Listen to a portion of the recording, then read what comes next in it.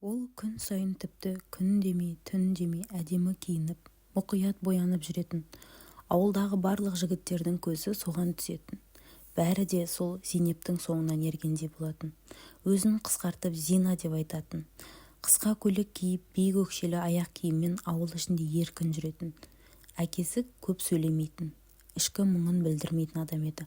Анасы ұзақ уақыттан бері ауыратын. Ауылдың бәрі оның қандай жолмен күн көріп жүргенін білсе де, ешкім артық сөз айтып бетіне баспайтын. Жағдайлары жаман болмаса да, Зейнеп бұл өмір салтынан бас тартпады. Бір күні мен үйдің артында шығып тұрғанымда, оның қара белдемшесін киіп, асықпай кетіп бара жатқанын көрдім. Ол мені ертіп алып дүкенге апарып түрлі тәттілер әперді. Кейін ештеңе болмағандай қайтадан үйге әкеліп тастады. Сол күні Зейнеп үйіне жеткен бойда анасы өмірден өтті. Анасының өлімі Зейнепке ауыр тиді.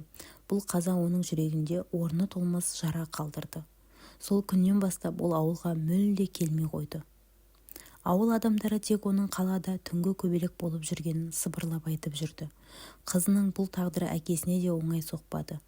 Уақыт өте келе оның жағдайы нашарлай бастады. Туыстарының айтуымен жалғыз қалмасын деп желеумен ол екінші әйел алды. Алғашында өгей шешесі сабырлы, мейірімді адам сияқты көрінді. Оны естіген Зейнеп туыстарымен қатты ұрсып, неге біздің өмірімізге араласасыңдар деп ашуын жасырмады. Ақыры бәрі татуласқандай болғанымен ол үй ешқашан бақытты отбасыға айналмады. Зейнеп қалада жүргенде әкесінің жұмысында бір ер адамның оны ұрып кеткенін, содан кейін басының дұрыс істемей қалғанын естіді. Сондай-ақ өгей шешесінің психиатрлық ауруханада тіркеуде тұрғанын да білді. Артқа қайтуға жол жоқ екенін түсінген әкесі бәріне көнуге мәжбүр болды. Зейнеп ер адамдарды әкесінің көзінше үйге әкеле бастады. Ақша тауып жүргеніне қарамастан, өгей шешесі оны пышақтаймын деп қорқытып үйді ойрандап төбелес шығаратын. Ақыры әкесі Зейнепті алдап қалаға қайта жіберді. Қалада ол ішімдікке салынып, тағы да өмірдің түбіне құлады. Өгей шешесімен бір шаңырақта тұру мүмкін болмаған соң, Зейнеп әкесінен ажырасуын талап етті. Бірақ өгей шешесі жай ғана кеткісі келмеді. Ол Зейнеппен татуласуға бел буды. Бұл татуласудың артында қандай арам ой жатқанын ол кезде ешкім сезбеді. 2-3 ай шамасында бәрі жақсы болғандай көрінді. Кейін өгей шешесі Зейнепті адам баласы сирек баратын бір ауылға тұрмысқа шығарып жіберді. Бірақ ол жердің адамдары Зейнептің өткен өмірін біліп қойып, оны көп ұзамай қайтадан үйіне әкеліп тастады.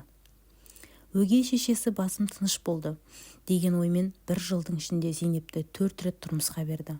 Ал Зейнеп өгей шешесіне сеніп бәрі түзелер деп үміттене берді.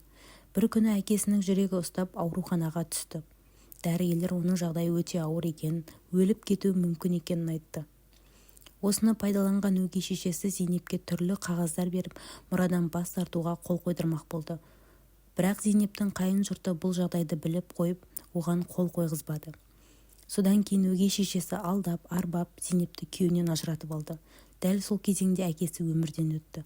Мұраның бәрі өзіне қалдыру үшін өгей шешесі Зейнепті ауру деп танытып, психиатрлық ауруханаға жатқызды. Ауруханада дәрігерлер Зейнептің аяғы ауыр екенін анықтады. Өгей шешесі таныстар арқылы баласын алдыртып тастады. Не болып жатқанын толық түсінбеген қорғансыз қалған Зейнеп ақыры мұрадан бас тартты. Өгей шешесі үйді, жерді, малды сатып бірінші күйеуінен туған қыздармен қалаға көшіп кетті. Ал Зейнепті псих емес деген шешіммен ауруханадан шығарып жіберді. Ол қайтадан бұрынғы өміріне оралды. Сол өмірдің ішінде жүріп, ол ВИЧ жұқтырып алды. Өмірге ренжіген, тағдырға налынған қыз өз ауруын біле тұра барлық клиенттеріне жұқтырып шықты. Сөйтіп соңғы демі қалғанша соңғы клиентінің құшағында жатып, еш өкінбестен, жыламастан бұл өмірмен қоштасты.